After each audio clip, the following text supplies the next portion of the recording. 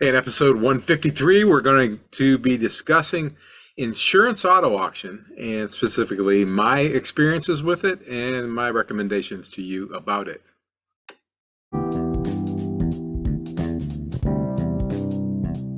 If you buy and sell vehicles for a profit or you want to, you're in the right place. This is the Flipping Genius podcast. Our number one goal is to help our listeners make more money. Every episode, we share information, ideas, and experiences of real-life car flippers. I'm Randy Lee. I'm the host of Flipping Genius. I've flipped cars most of my life. For over a dozen years now, I've been a licensed dealer. I am working to build the best podcast about successfully flipping cars for a consistent profit. Let's get to it, flippers.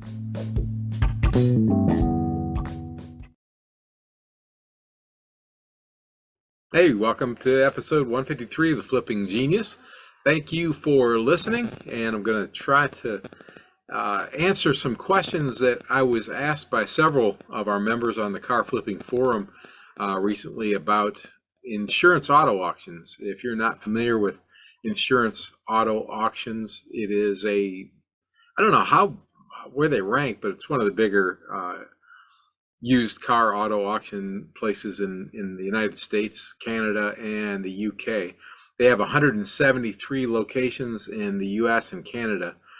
For instance, they've got 16 in Texas, 6 in Ohio, 17 in California, and 3 right here in Alabama. 37 more locations in the UK. Over 4,500 employees, according to their website, and they sell around 15 million units, about 15 million vehicles per year. So it's a huge operation. And I just really started doing business with them last year for the first time. I think possibly a little bit the year before, but last year was the first year that I really spent much time buying from Insurance Auto Auction, or IAA. They sell, and I'm quoting, lightly damaged, salvage, and clear title vehicles, parts cars, trucks, SUVs, motorcycles, and heavy equipment. And I know for a fact that they sell repos, which that's primarily what I've bought from them. You can find them online at IAAI.com. That's IAAI.com, or just search Insurance Auto Auction and they'll come up. They're a big player. They have their different locations sell to different buyers. In the Alabama location where I principally go, it says dealers, dismantlers, exporters, rebuilders, scrappers, and public. Well, it doesn't say public. My particular auction does not sell to the public, but I know some of them do. So check them out and see if there's one near you that does. I believe that we have one here that does, but not in my backyard. Anyway, I've had several people ask me about it and wondered what I thought of buying from Insurance Auto Auction. And I thought, well, I'll just go over my numbers from this past year and just share them with you. So that's what we're going to do today. When I get back from this short break, I'm going to share my specific numbers for 2022 of exactly what my experience was.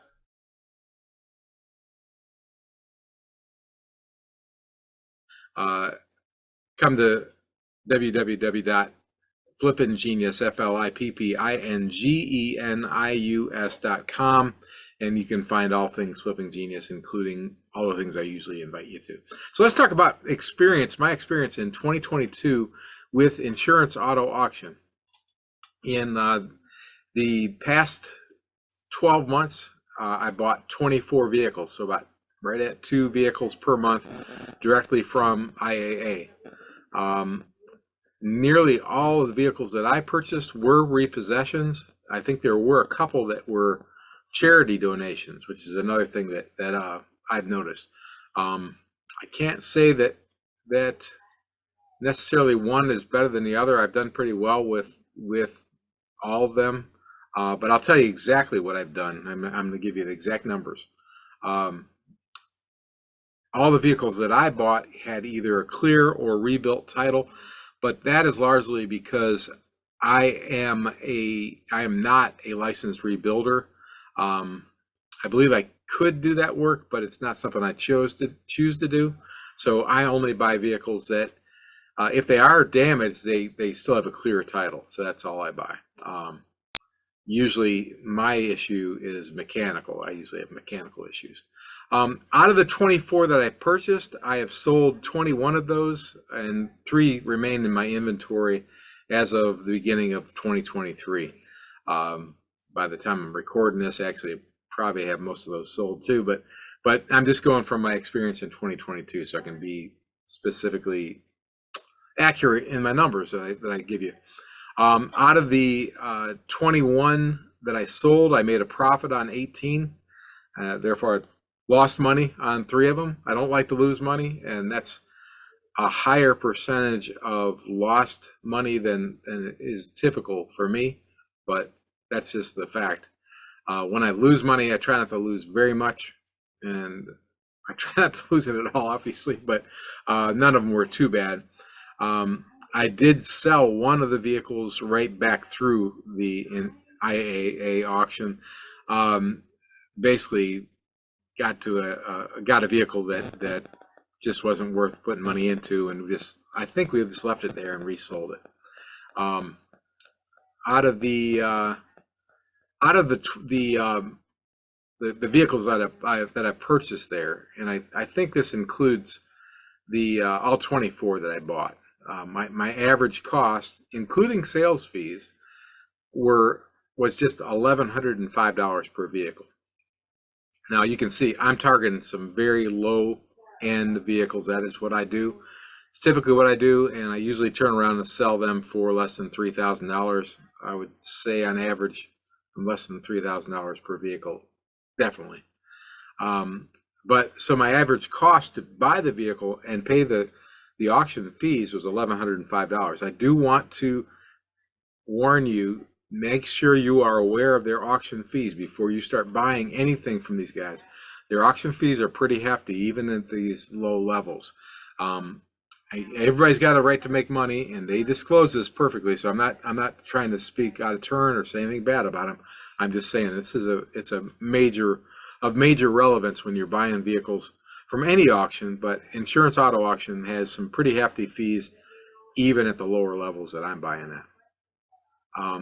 My average total investment per vehicle at point of sale, this means this is how much I had invested in the car after I paid for the car, paid for sales fees, and paid for repairs and any other rejuvenation of the vehicle, detailing and such. My average investment was a total of $1,821. So that's all in. So I'm sitting there with a vehicle on my lot at $1,821, and now I've got to sell it.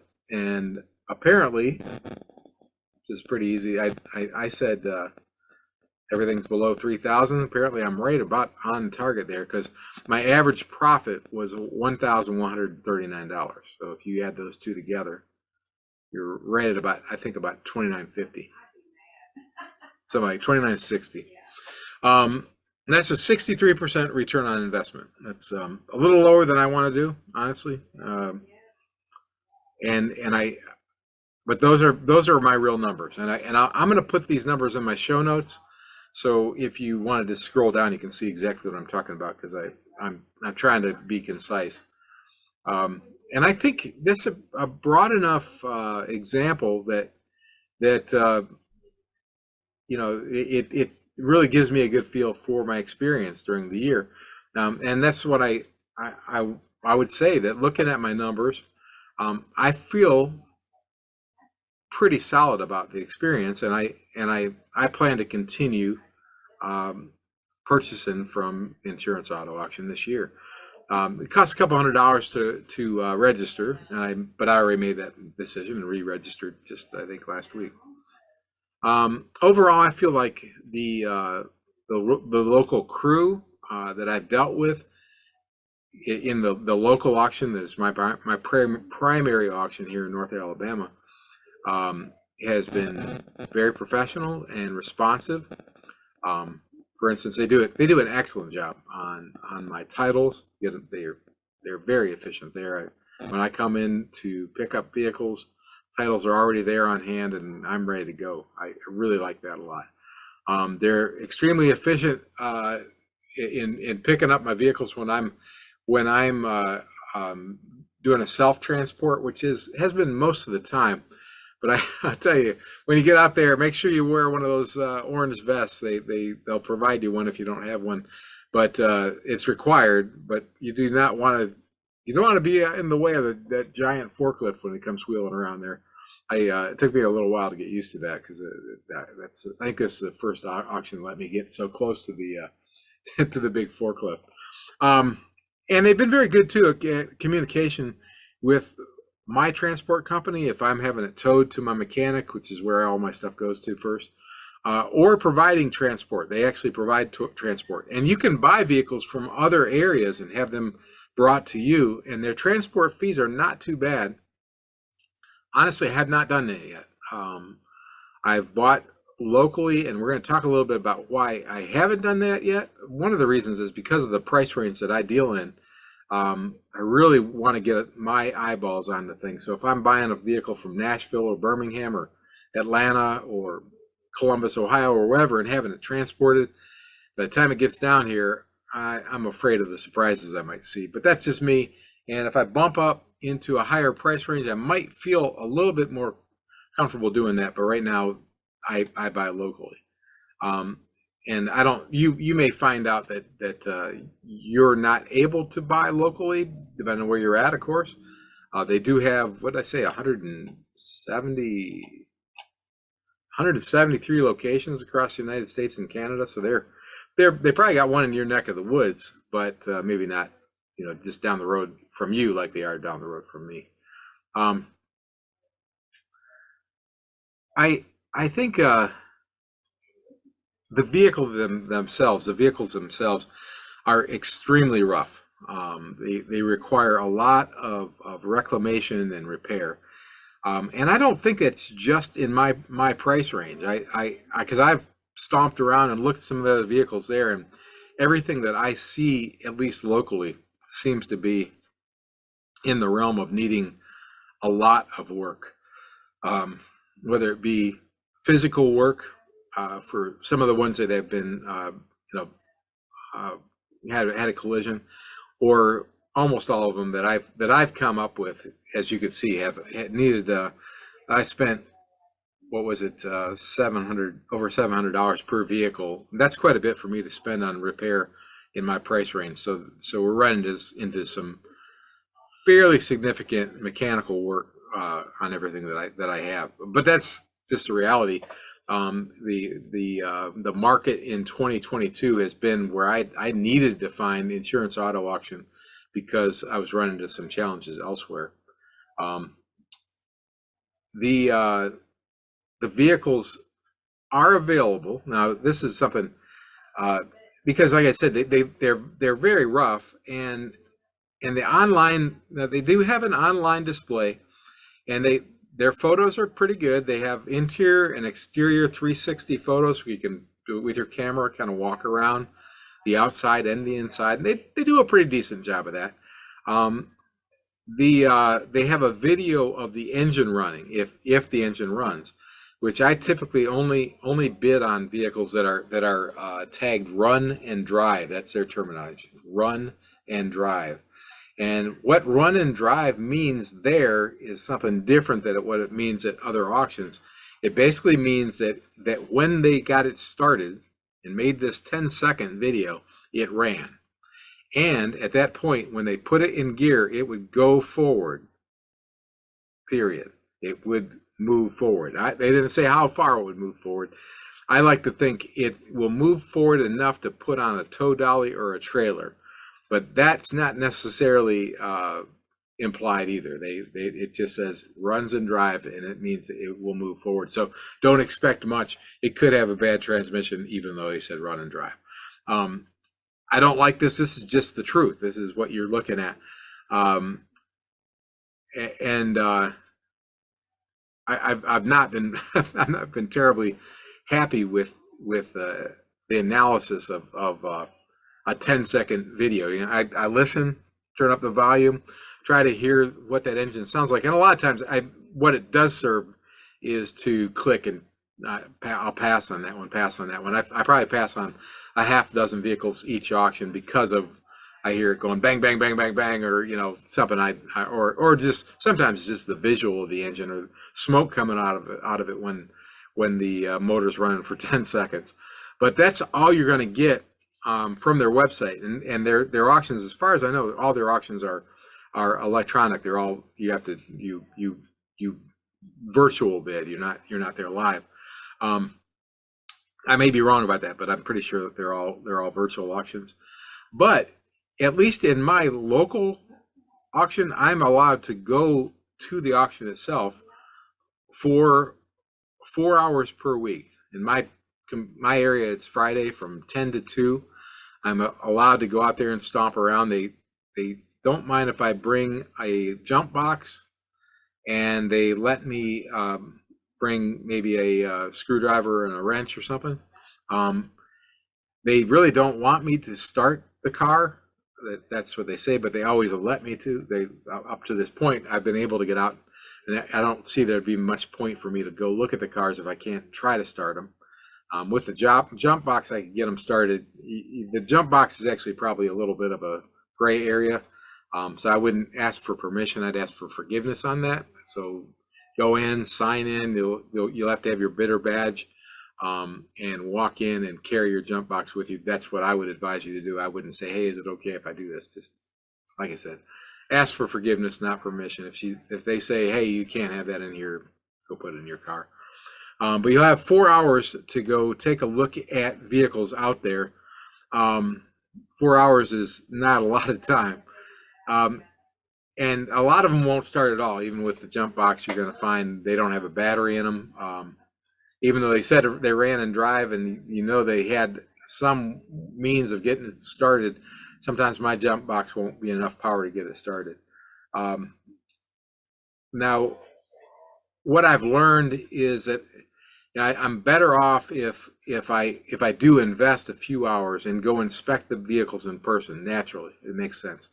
I like that before I bid on them. Now, honestly, I'm not getting everything that I wish I could get like you could if you could drive them. You cannot drive them. You cannot move the cars. You could put them in gear, make sure they move forward and backward a little bit. I mean, very little bit. If they see you trying to drive these things, you will get booted. I like to do some research before I go because I only have 4 hours. And usually, given the rest of the day, I usually get there a couple minutes late and need to leave to get to someplace else. So generally I only have 2 or 3 hours to do this. So before I go out, I go to their website and I narrow down my search. They have their website's very well organized. You can narrow down your search by first the auction that you're looking at. Then you can eliminate different types of vehicles, either by price or by mileage or by condition or by title, whether they're run and drive or not. So I eliminate out of probably 150 to 200 vehicles they have available each week. I'm able to get that down to about 10%, about 15 to 20 that I'm logically interested in, and that includes clicking on that video and knocking a few of them out that way. So now, armed with that information, I'll have 15 or 20 vehicles that I'm going to my IAA to take a look at. And that's what I would definitely advise you to do. When I get there, I'm taking a look at the vehicles like I would at any auction, trying to look them over, look at the body, look at the interior, look at the tires, look at the battery, see if it starts up on its own. If I can get it running, see if the air conditioning works, see if the heater works. I'm doing the same kind of breakdown I would on any auction. Honestly, out of the 15 or 20, if I get 10 of them started, I'll be pretty happy, because that's just the reality. In the price range that I'm looking at, most of these things there's something significant wrong with it. And I'll try to, if I'm there in person, I might get to the bottom of it quicker. Because you can look for signs of a blown head gasket, or you notice that they pulled the radio off and they pulled the catalytic converter off. There's a good chance they're just scrapping this thing. There's not much life left. But I like to have my eyes on it in person, and that's what I'm doing in person. And then once I get back, I probably talked about backwards math. I don't know if I've called it that, but that's what I do. I work my math backwards, and I include my projected repair costs. Now, you might say, Randy, how do you know what your projected repair costs are? I'll be straight. I think a lot of it's gut instinct. I know I've had that kind of Buick before. I know I've had that kind of Toyota before. I might call Gary at Dennis Johnson's and my mechanic and say, hey, I'm looking at a 2006 Honda Accord. What should I be looking for? What's typical that we'll probably have to repair it? It's got 216,000 miles on it. And Gary will give me, a breakdown. We can come up with a ballpark figure, $600-700 that I'm going to have to pay. So I'm using that backwards math to calculate my repair costs. I'm going to calculate my projected selling price as well as my desired profit. I go in with a desired profit.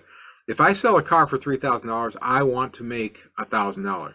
Now, if we look back, I've sold $3,000 cars all year long last year, and my profit was $1,139. So that's very doable, and that's where I want to be. I want to come away with at least $1,000. So if I think I'm going to sell this car for $1,000 or $3,000, I want to make $1,000. That leaves me $2,000. If I think that I am going to have to pay, let's say, $500 for repairs, that leaves me $1,500. So that leaves me $1,500 that I can spend on this car, right? 3,000 minus 1,000 minus 500 leaves me $1,500. And then I've got to look at, I don't have their fees in front of me, I don't think. But I always have their fees in front of me, and I'll calculate that backwards. So if $1,500 is the maximum I can pay for that car, in insurance auto auction fees, I think it's more around $900 that I'll actually bid, because $600 will be extra fees.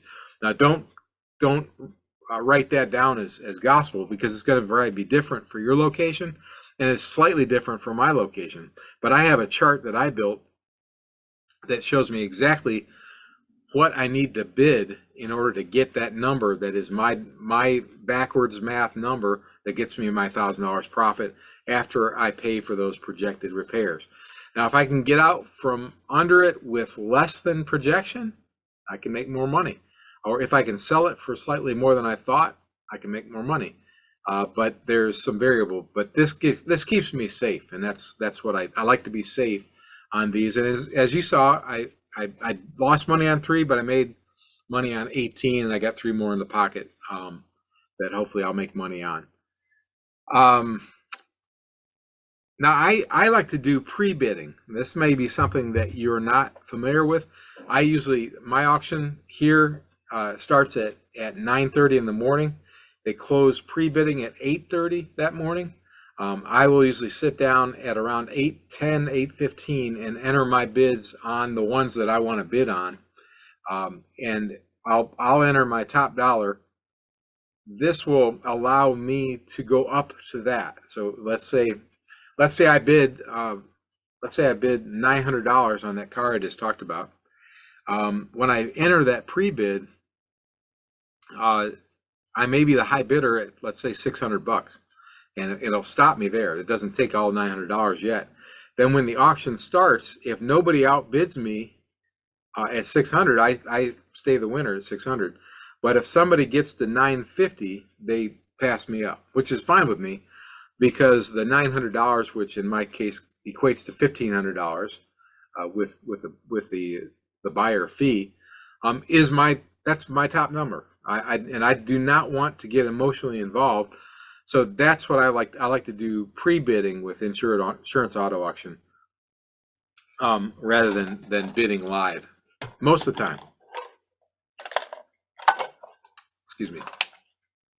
Now, if there are one or two vehicles, a lot of times there are, that I would be willing to pay a bit more for, let's say Toyota Camry or a Honda, a Toyota, or another vehicle that I know I can move, a pickup truck. A lot of times, I may have give myself a little wiggle room.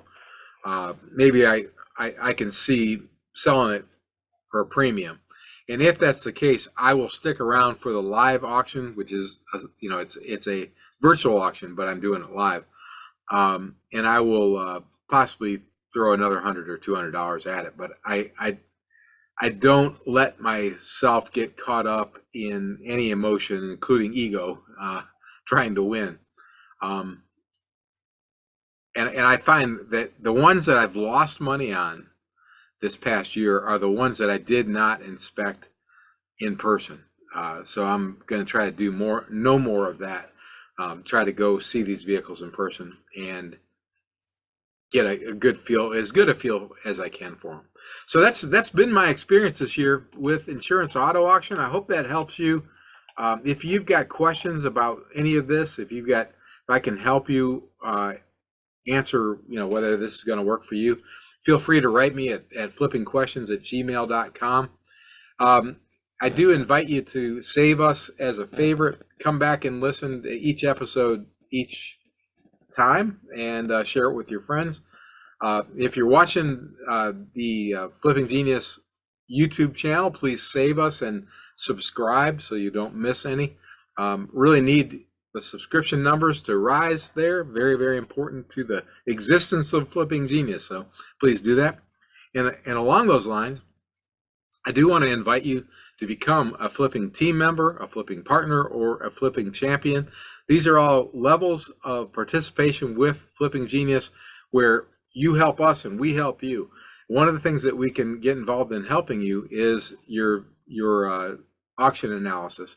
So if you're going to an auction in your area, we can do a little work with you online to help you prepare for that. Our fees are very minimal, and confident we can help you make money. Hey, I appreciate you listening again, and I wish you well. Let's work together. Let's make some money. Let's all become flipping geniuses.